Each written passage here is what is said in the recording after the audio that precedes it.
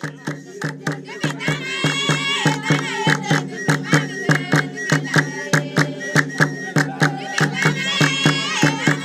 in the village of Itinyi, Maungu town in Taita Taveta County, there is a welcoming sound of song and dance. In this normally quiet, sleepy village, there is a dance that has not been in existence for more than half a century.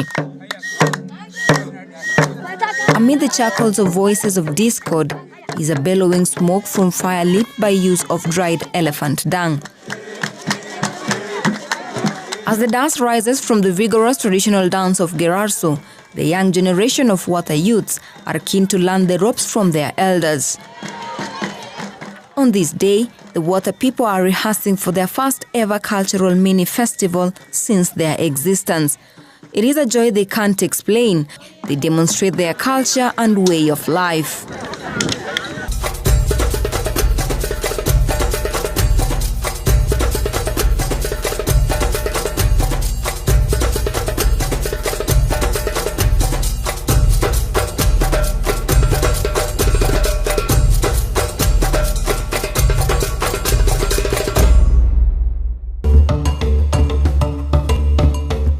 The Watha people are a rare Cushitic tribe regarded by anthropologists as hunter-gatherers. However, recent testimonies indicate that the Watha are more of bushmen than hunter-gatherers. 65-year-old Willie Kazungu knows this too well. He was only a year old when his community was evicted from Dololo. He was trapped on his mother's back as they left their original inhabitant. Watu walihamishwa hapa 1952, wengine wakarudishwa makwao. Ili kabila lilikuwa linaitwa Watha, lilikuwa linatoka sehemu inaitwa Mwangea. Kwa sasa inajulikana kama sehemu ya Langobaya. Walipelekwa huko kwa sababu huko ndio walikuwa wametokea wakija pande hii. Lakini walishindwa na maisha ya kulima kwa sababu walikuwa wamezoea maisha ya wanyama. Ilibidi warudi tena na miguu, wakatokea kijiji ambacho kinaitwa Birikani kwa sasa. Ni group moja, ziligawanyika group nyingi. Kuna group iligawanyika ikaenda mahali panaitwa Kajire, group nyingine ikagawanyika inaenda Kisimenyi, group nyingine ikagawanyika ikaenda Makinandodi, group nyingine iko sehemu nyingine inaitwa Kilibasi. They once occupied the vast region now under the jurisdiction of Tsavo East National Park and Tsavo West National Park.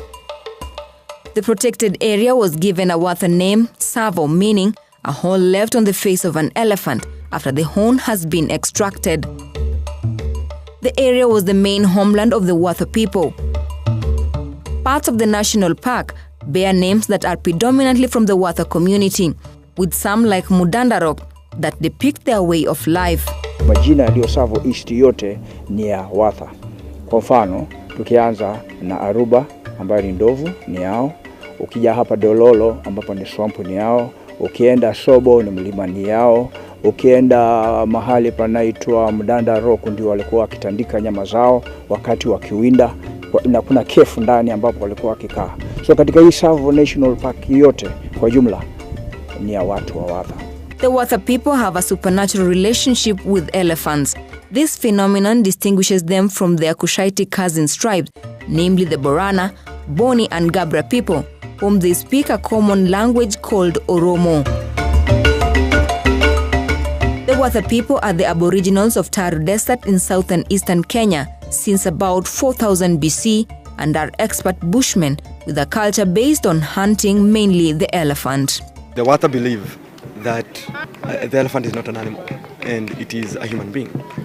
Not because it has a lot of characteristics, but because they have a legend which they believe that a Watha woman actually gave birth to an elephant. And when the elephant walked away at maturity from the woman's homestead, because it looked different, the mutual agreement between the woman and the elephant is that the elephant will always look out for the Watha and her brothers and sisters, including offering itself as food. Therefore, the Watha people consume the elephant with an understanding that it is basically a way of the elephant saving the Watha people from hunger and from disappearance. With their indigenous knowledge, they could interpret and explain elephant migration and dispersal. As they say, knowledge is power. They instinctively knew where the elephants went, how long they stayed, and what they ate. In 1936, the British colonial government passed a legislation to create non-hunting zones for protecting wildlife, most especially elephants and rhinos. A large portion of the Taru Desert was earmarked and declared wildlife protected area to enforce the new legislation. To date, remnants of the Watha population can be found scattered in different communities around Taita Taveta, Kwale, Marsabit, Kilifi, Tana River and Lamu counties. Elephant tusks were only exchanged for bride price or bartered with Giriama and Kamba tribesmen for clothes, tools and ornaments. However, their very own neighbors humiliated them more by calling them unsuitable names. Sisi hatuwaiti Watha, sisi tunawajua kama Wariangulo. Na kwa kifupi wao hawapendi kuitwa Wariangulo. So wakiwa huku wanajitambulisha kama tribe ya Wataita, huwa hataki kutambulikana. So sisi hao watu huwa tuna believe wako na mikosi fulani. Kama ni kijana umefanya mapenzi na msichana kwa mfano, sasa inakuwa wewe umekuwa ni kama umepata laana fulani. Hautawahi oa, itakuwa mambo yako. Hata kama ni kazi, unaamini ukienda kazi, ukiuliza kazi unakuwa rejected. The negative attitude, misplaced mindset and perceptions towards Watha people due to their prowess in elephant hunting has not only robbed them of their identity as a people with their own pride, but has totally denied them the opportunity for recognition as a distinct tribe with a unique way of life and livelihood. The Watha people were unlawfully arrested under the colonial government and exterminated as poachers. Wakati ule serikali ilikuwa ni ya wakoloni, na watu waliokuwa na uwezo wakati ule ni wakoloni, na wakoloni ndio wamekuja kusema watu waondoke kwa sababu sisi tulikuwa kinyume cha mapenzi yao. Na walitumia akili, walipokuja hapa walichukua vijana wakawaandika kazi kama askari. Sasa hawa vijana ndio walisema baba zao wale wawindaji hawa wakina fulani walikuwa hivyo, wakaanza kushika wale wazee ambao walikuwa na winda moja na kusemana.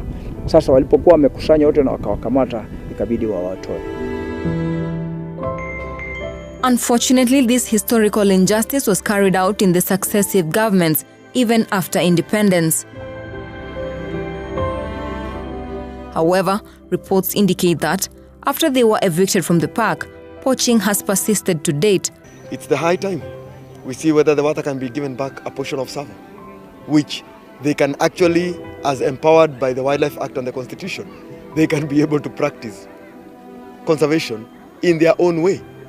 Remember when the Watha lived with the elephant population never decreased. It's only when we started conserving it through the government means that the elephant actually started decreasing. There is no tangible effort made to enlighten the Watha against poaching. No one has been recorded to have made a distinguished effort to enlighten them against the vice this far. The Watha are rarely employed or involved in wildlife conservation. Even the reformed poachers are not recruited to take part in anti-poaching initiatives, despite being available to do so. If, and I say that if only the communities were allowed to access the resource for their livelihood and for their cultural practices, I don't think they would have disseminated the wildlife population. Why do I say that? Because the Luyas in Western Kenya, who are popularly known for eating chicken, have we ever imported chicken out from the country to Western Kenya? No. So it therefore means that when you blend conservation and community cultures and community customs, you can actually sustain a resource. For the last 10 years, African Network for Animal Welfare, ANO, a pan-African non-governmental organization, has been partnering with the little-known Watha community to promote peaceful human-wildlife coexistence through offering alternatives to the well-known for hunting wildlife for food. In 2017, ANO with the Watha began a journey geared to establishing a cultural and heritage resource center for the latter. The project falls under ANO's mandate to promote animal welfare best practices through humane treatment of all animals for the benefit of both people and animals in society.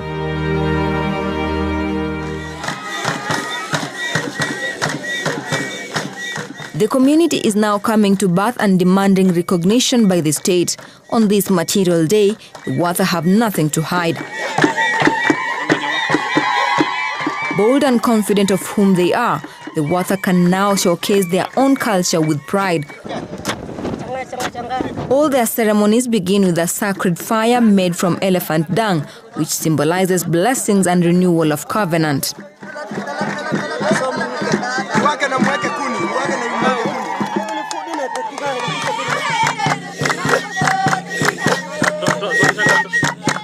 Watha culture is coded in a wide variety of song and dances expressing worship, lamentation, lullabies, mockeries, seduction, hunting triumphs, fertility, crises and calamities. Watha people have no war songs. They have never been to any war in memory of their history. Kuna nyimbo ya wazee ile ya kuinua mguu namna hii. Hii ya wazee kisha alafu naingia ya wavulana. Ya wavulana ni hii ya kusaga nini mguu. Alafu na nyimbo kama hii tamaduni yetu kutoka zamani inahusu msichana kuolewa, inahusu wakati ya sherehe yako. Hapo sasa wazee wanakaa kivyao, wavulana wanakaa kivyao. Sasa ni sherehe yao ya kwamba kama unachinja mbuzi, kama unachinja ng'ombe, sasa wakule, wakishamaliza sasa wanaanza nyimbo hii. Gerarso is a hunter's triumphant song.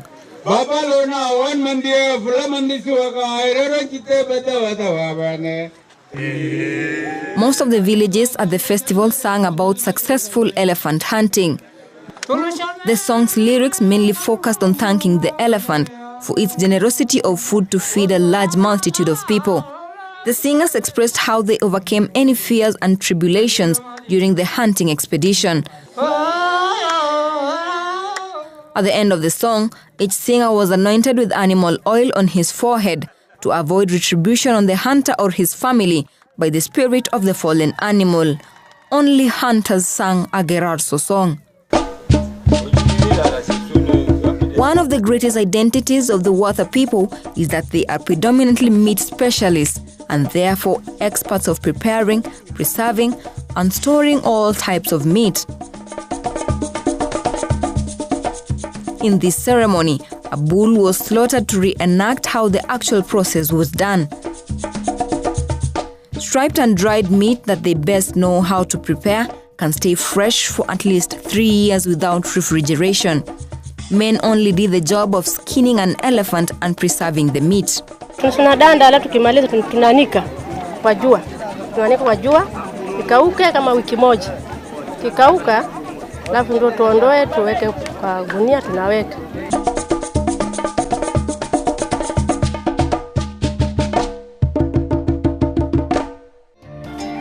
The culmination of the Watha Mini Festival is archery, a sport that is renowned to Watha, with many considering them to have inborn marksmanship.